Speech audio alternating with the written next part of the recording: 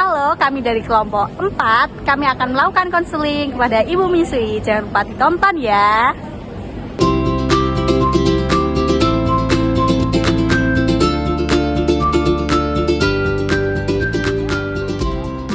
Oke, selamat malam.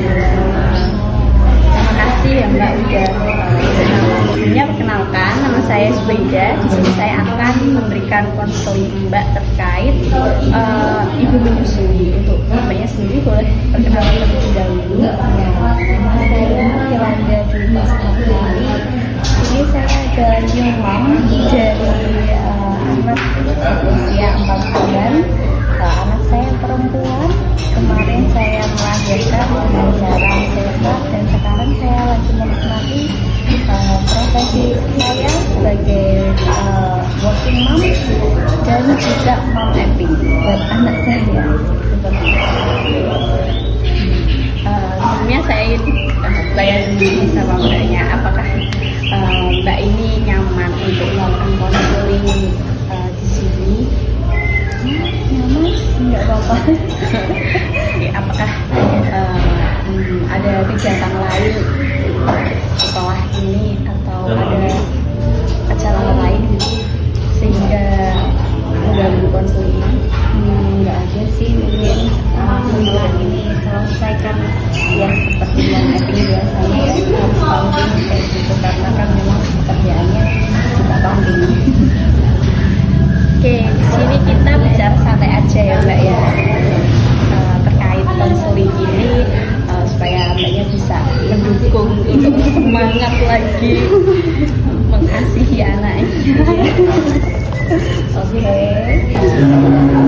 Kita mulai bahasan ya Mbak ya.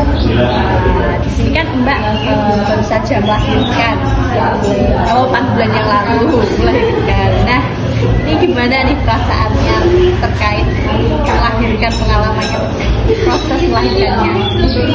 Proses melahirkan sendiri senang ya, memang awalnya deg-degan karena sebelumnya dokternya minta aku bisa gimana caranya melahirkan normal sampai 4 kali induksi. Kalau misalkan orang hamil induksi 1 kali aja udah kayak apa namanya, di bawah nyawa kadang sadar nggak sadar kan biasa tapi kenapa 4 kali induksi sama nggak pernah sakit dari induksi pertama sampai induksi yang keempat, terus sampai akhirnya memang nggak ada perubahan sama sekali.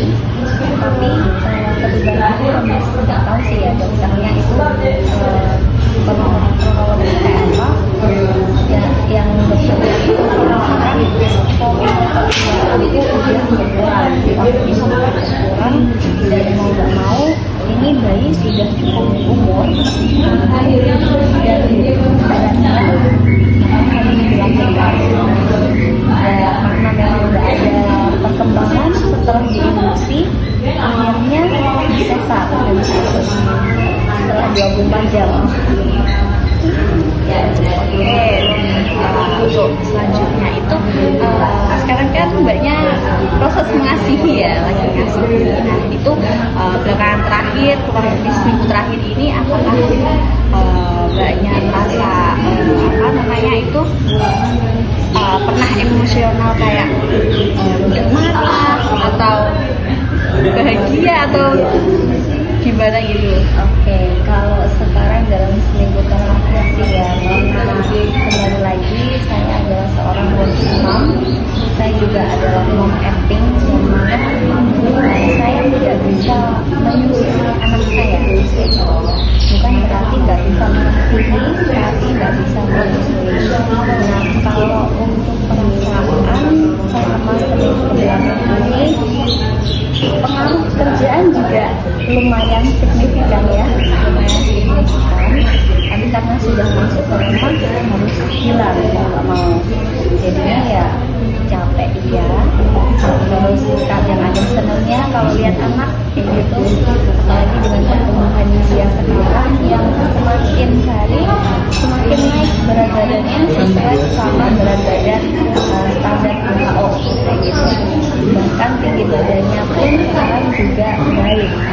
jadi perkembangannya itu baik, alhamdulillahnya sampai sekarang itu yang bikin senang sih. Jadinya lihat berkembangnya baik, jadinya semangat mengasihi.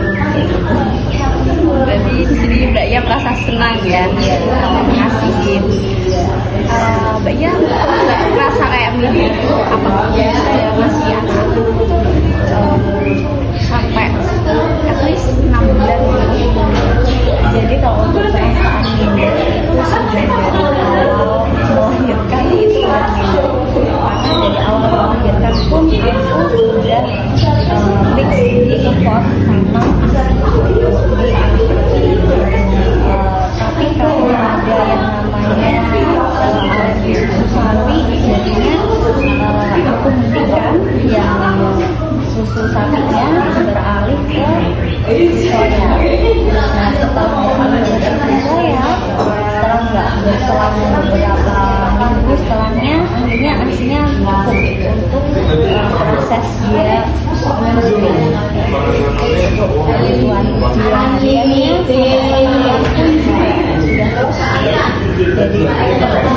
Jadi kalau untuk bisa nggak sampai 6 bulan, ya saya paling nggak berusaha sampai 6 bulan supaya nantinya ya kita berusaha aja. Kalau misalkan bisa sampai 2 tahun, alhamdulillah. Tapi paling enggak saya punya cita-cita bisa lagi paling tidak sampai 6 bulan. Untuk selanjutnya ini bagaimana pengalaman Mbak selama menyusui 4 bulan ini? Apakah ada kendala yang kendala dalam menyusuinya itu berdampak pada anaknya saat ini? Kalau untuk kendala dalam menyusui yang efeknya ke anak sih enggak, alhamdulillah sampai sekarang enggak, karena aslinya tapi kalau berdampak ke akunya ada. Jadi kalau yang namanya pumping itu ada jadwal pumpingnya. Kayak misalkan ini aku juga baru belajar ya, kayak ada yang namanya power pumping sama regular pumping. Itu yang aku pelajari selama masa menyusui. Jadi kalau power pumping itu yang mana aku melakukan power pumping mulai sekitar jam 1 pagi sampai jam 5. Durasinya berapa? Durasinya 1 jam. Itu 1 jam terus-terusan pumping enggak? Otomatis enggak. Ya itu enggak mungkin aku pumping 1 jam terus non-stop enggak mungkin. Jadi kalau di aku yang aku lakuin ke diri aku sekarang, kalau ya namanya power pumping itu durasinya yang di 1 jam sampai jam 5, durasinya 1 jam 20 menit. Yang pertama itu langsung 2, soalnya aku pakai pumping yang 2 corongnya. Ada yang single pumping, ada yang 2. Aku pakai versi 2. Nah 20 menit pertama itu pumping, 10 menit istirahat, 10 menit pumping lagi, 10 menit istirahat, 10 menit pumping. Jadi lalu 1 jam itu hanya dilakukan di jam 1 sampai jam 1 jam aja ya. Soalnya kan habis tidur malam, jadinya kan nggak mau karena aksi itu sifatnya suka baik, jadinya harus dikosongin dengan awal. Nah kalau untuk yang aku karena ikan aku sekarang juga kerja ya bikin rumah juga. Kalau untuk ditempatkan tidak paling enggak aku ada 3 kali pumping yang reguler. Regular pumping kalau di aku 20 menit pumping, 10 menit istirahat, 10 menit pumping. Itu tuh ada jadwalnya. Paling enggak kalau misalkan aku kayak sibuk-sibuknya ya kan kerja paling enggak itu 3 jam atau 4 jam sekali. Nah masalahnya karena kamu sudah ada jadwal nih pumping tiap 3 atau 4 jam sekali, kamu mesti 1 kali. Aduh itu rasanya kalau misalkan di payudara ini perih dan keras. Kalau istilah pumping itu ngepot, jadinya mau nggak mau harus dikeluarin, dikosongin pedenya. Kalau dikosongin gimana caranya? Ya kalau di aku karena udah kayak gitu, karena kerja aku belum sempat pumping, ya aku kitnya ada yang namanya lecithin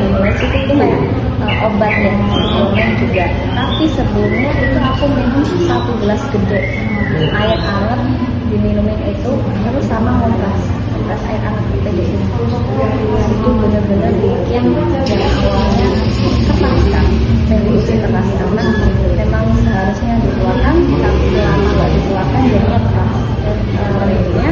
Akhirnya dengan air hangat 1 gelas kristal sama kulkas tinggal dipumping, nanti udah lama kayak biasanya. Kalau untuk sakit nggak sakit, itu sakit. Kalau udah ngekop sakit banget, sakit. Makanya pernah itu ngekop di saat obat lecitinnya itu habisnya aku. Jadi aku bingung keliling sini nggak ada yang jual. Keliling di Jember nggak ada yang jual. Akhirnya dia udah nggak mau, aku ya pakai kit itu tadi, kompres sama air hangat sama minum air hangat segelas gede. Bisa keluar ya, dia dipumping. Iya. Dari cerita yang Mbak ceritakan itu benar ya, kalau emang kalau penuh itu harusnya dikeluarin. Semakin sering kita keluar, semakin banyak ASI yang dihasilkan juga. Nah, dari pumping yang Mbak lakukan itu untuk ke bayinya itu langsung diberikan melalui dot atau misalnya bisa doi atau Kalau waktu 1-2 hari newborn disendok ya, jelas sendoknya bisa kalau sekarang udah kayak dok, karena untuk anaknya sudah bingung puting, ini masalahnya sudah bingung puting. Nah, baiknya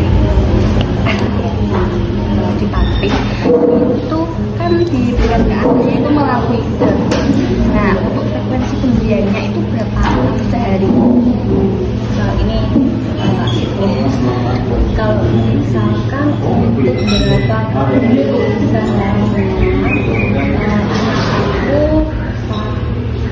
dari kalau dari 1 hari itu mungkin frekuensi 8 sampai 10 kali itu frekuensi minumnya. Dengan takaran milinya itu 100 sampai 120 mili.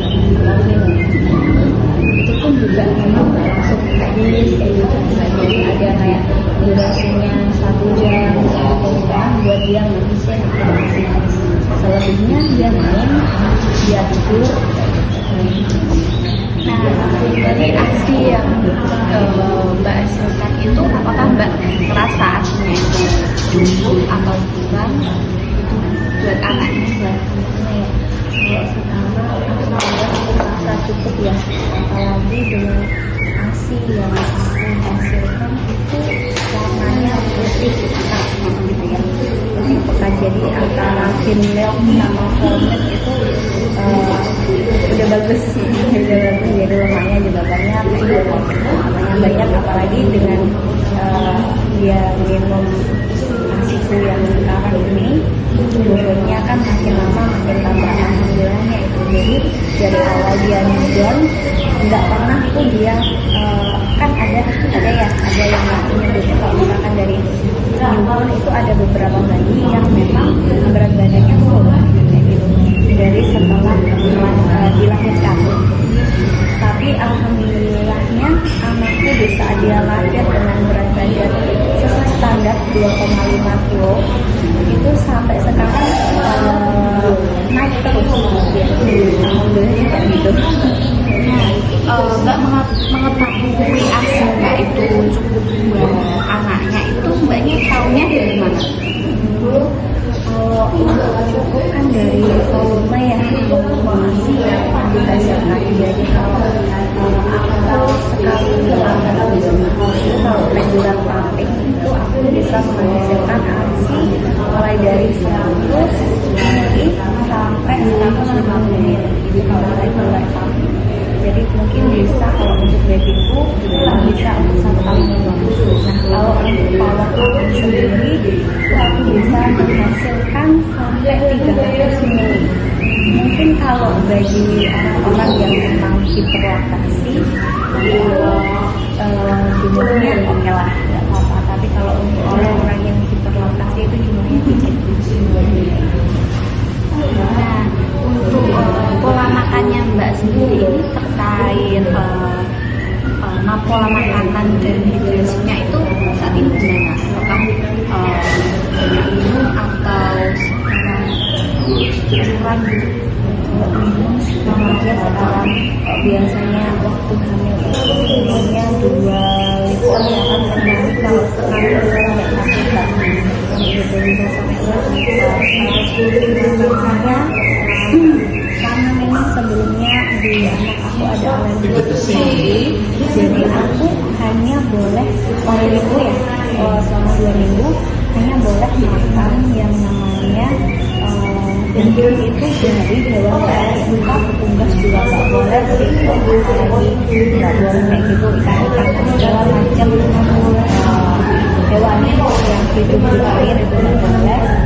Bahkan kacang-kacangan pun tidak boleh, kacang kedelai aja. Itu selama 2 minggu hanya makan saja. Tapi alhamdulillahnya aku juga bisa sempat ya di saat aku suka jajan, aku suka makanan berbagai macam makanan. Dan alhamdulillahnya aku sekarang sudah mulai mulai hilang alergi khusus sampingnya. Mungkin kalau untuk seafood aku masih belum berani, tapi kalau untuk kayak bebek, kayak ayam itu udah kuat. Dan dia efeknya apa dengan aku makan itu ke dia? Sebelumnya aku ada alergi karena itu alergi, tapi kalau sekarang udah. Jadi aku kalau makan itu semua udah tak makan apapun yang aku mau. Mungkin kalau untuk seafoodnya masih mikir-mikir lagi ya, apalagi yang kayak udang, kayak cumi, kayak gitu masih belum. Mbaknya ini kan normal ya, nah pumping juga ya. Ini apakah istirahat mbaknya itu cukup atau masih merasa berpengaruh ke asinya mbaknya? Kalau sebagai wakil imam, saya kerja di kantor sekarang ini ada yang kelebihannya kalau misalkan working mom itu bisa istirahat di saat mulai istirahatnya 1 jam, aku bisa istirahat sampai 2 jam. Nah ini 2 jam bisa nggak aku ambil sekarang. Jadi kan misalkan aku berangkat dari rumah itu jam 8, posisinya udah selesai pumping nih. Pumping, jadi nanti selesai pumpingnya itu di power pumping di jam 5. Jam 5 mungkin malam-malamnya jam 9 sampai jam 6 kayak gitu. Jadi waktu nyampe di kantor masih sepi atau mungkin masih belum banyak konsumen, apalagi aku tempatnya di depan di bagian pelayanan konsumen juga. Jadinya aku mungkin suka pumping pertama itu di jam 9 atau mungkin mentok-mentoknya di jam 10 bilang pumping. Itu juga regular pumping yang 20 menit, 20 menit pumping, 10 menit istirahat, 10 menit pumping. Lalu untuk pumping yang kedua di jam istirahat mungkin di jam 12 atau jam 1, soalnya kita juga istirahat bergantian ya. Terus sama yang terakhir waktu mau pulang mungkin di jam 3:30 atau mentoknya jam 4 lagi karena aku kerja pulang di jam 5, mentoknya sih jam 5. Seperti itu. Nah, untuk perancang ASI yang Mbak hasilkan itu, apakah Mbak pernah mengkonsumsi suplemen atau obat tersebut? Nah ini menarik ya. Jadi kalau orang Jawa itu ada yang namanya ngeblok, karena dijamu kayak gitu. Kalau untuk itu ya aku minum, tapi itu tergantung kepercayaan masing-masing. Ada yang memang percaya itu bisa menghilangkan aksi, bikin aksinya seger kayak gitu kan katanya. Jadinya ya nggak salah karena aku udah menikmatin aja itu minum. Kalau untuk suplemen yang lain kayak yang diiklan-iklankan di TikTok atau di TV, jadi aku juga minum yang namanya buat MOF, ada Black MOF, pregnancy breastfeeding kayak gitu. Itu juga aku minum dari waktu hamil sampai sekarang. Lalu kadang aku selingin ada mumpung juga makan iklannya buat kayak gitu. Itu di aku ada pengaruhnya tapi dikit. Terus aku juga nyobain karena kan ini memang nyari nih kalau untuk suplemen yang emang bikin mindsetnya ya minum suplemen terus ASI lancar tuh nggak ada ya. Yang penting kan juga apa yang kamu minum, apa yang kamu makan juga. Jadi aku juga minum susu untuk melancarkan ASI juga, untuk ASI booster juga yang dari Mama Bear kayak gitu, yang ada rasanya kayak gitu. Juga di aku nggak gitu untuk jadi lebih kayak kamu makan apa, kamu minum apa. Kalau misalkan itu volumenya banyak, ya udah kamu menghasilkan ASI yang banyak. Kalau di aku kayak gitu. Jadi satu kamu makan suplemen pun itu mungkin hanya ya nambah dikit lah. Iya. Berarti mbaknya ini jaga sekali ya pola makannya. Juga sih enggak juga ya. Soalnya cuma menghindari yang namanya disebut aja. Soalnya ya itu tadi karena diagnosa dokter di awal itu ada alergi susu sapi, belum boleh makan ini itu karena sekarang sudah tentaranya sudah selesai, lapangannya sudah selesai, sekarang juga mulai dicoba percobaan yang ini sudah mulai dan alhamdulillah aman. Tapi untuk seafood aku masih belum berani itu aja sih seafoodnya. Cerita setelah mbaknya tadi itu kan disebutin bahwa anaknya ini kan ibunya dari dok ya, coba pakai sego itu di 2 hari pertama. Nah sebenarnya itu bisa dicoba pakai prepare biar anaknya itu nggak berhenti. Mungkin untuk selanjutnya bisa dicoba seperti itu. Untuk support system dari keluarganya ini gimana ya? Apakah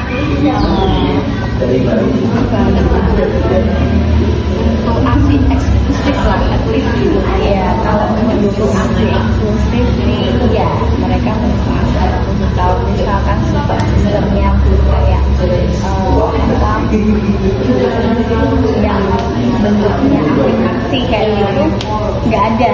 Sebenarnya tuh nggak ada afirmasi kayak iya kamu jaga ibu ini semangat ya ininya apa jadi ibu kayak gitu kayak afirmasi positif itu nggak mau sekali aku dari keluarga aku bahkan dari suami aku kayak gitu. Jadinya ya udah kalau afirmasi itu nggak ada aku harus mencari afirmasi sendiri. Kalau misalkan ya namanya orang kan tergantung ya, jadinya ada yang memang mereka punya, ada yang enggak. Jadi daripada aku harus memahamin dan mereka harus kasih afirmasi positif ke aku, ngapain juga ya udah aku cari afirmasi positif sampai sendiri. Kalau untuk afirmasi ya, tapi kalau untuk kayak mereka dengan cara mereka gantiin kayak memenuhi kebutuhan dia, ngomongin aku kayak beli pampers kayak gitu, beliin baju dan lain sebagainya, itu udah mereka lakuin gitu. Jadi aku juga sekarang bersyukur dengan adanya mereka, dukungannya sekarang udah luar biasa. Apa ya? Nah dari masalah yang Mbak alami kan banyak kan bingung pusing gitu ya.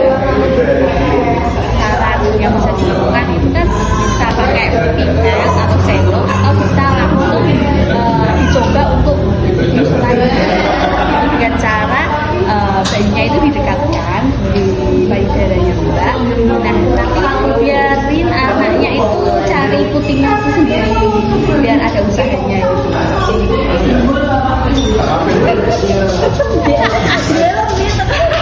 kayak manfaatnya toh.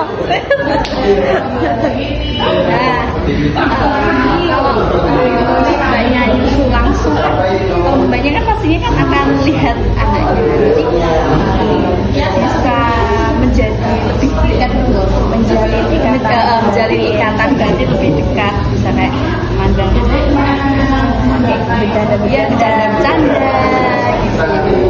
Kalau dari Dot kan cuma dipegangin aja gitu ya, kan kayak kurang gitu ya mbak ya, bisa dicoba kurang intim, bisa dicoba secara langsung gitu.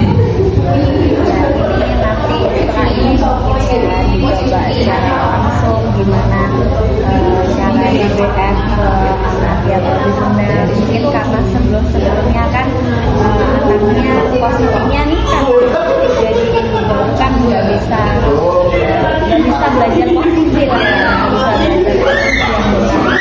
Jadinya cara ini bisa. Oke, jadi itu aja sih mbak saran dari saya. Semoga mbaknya semangat lagi nih mengasih langsung. Makasih mbaknya udah berbagi pengalaman selama 4 bulan ini. Semoga ini menjadi pengalaman bagi saya juga, Pembelajaran Iya, kamu juga ya, kalau pengalaman. Oke mbak, setelah berbagi pengalaman tadi, cerita-cerita tadi, terus saya beri saran itu, mbaknya itu nangkep saran dan saya itu benar. Jadinya secara garis besar aja ya, bahwa memang ini sarannya sangat bagus, sangat mengganggu juga di aku. Semoga nantinya ilmu juga ya, ilmu juga jadinya nanti setelah ini bisa lah dicoba gimana caranya BBS langsung ke aku dengan posisi pelekatan yang baik, yang nantinya kalau misalnya dia tuh dikasih dot atau dikasih gunting biar nggak bingung lagi. Misalnya kan dengan pembelajaran kayak ini dia tahu nih bedanya mana yang gunting mana yang dot, itu biar siapa tahu setelah ini bobotnya dia makin naik lagi. Dia makin kalau sekarang gemoy jadi bisa makin gemoy lagi ya. Lagi kalau misalnya yang apa sih yang Ya, benar banget. Jadi terima kasih banyak ya mbak sudah berbagi pengalaman hari ini. Nah, saya sangat menghargai atas keterbukaannya mbak terkait pengalamannya atau ceritanya bahwa menyusui dan merawat bayi itu memang bukan hal yang mudah ya. Nah, dari pembicaraan tadi itu saya senang bisa mendampingi mbak dalam konseling ini dan memberi saran atau masukan. Semoga mbak dan si bayi kecilnya itu selalu sehat dan semoga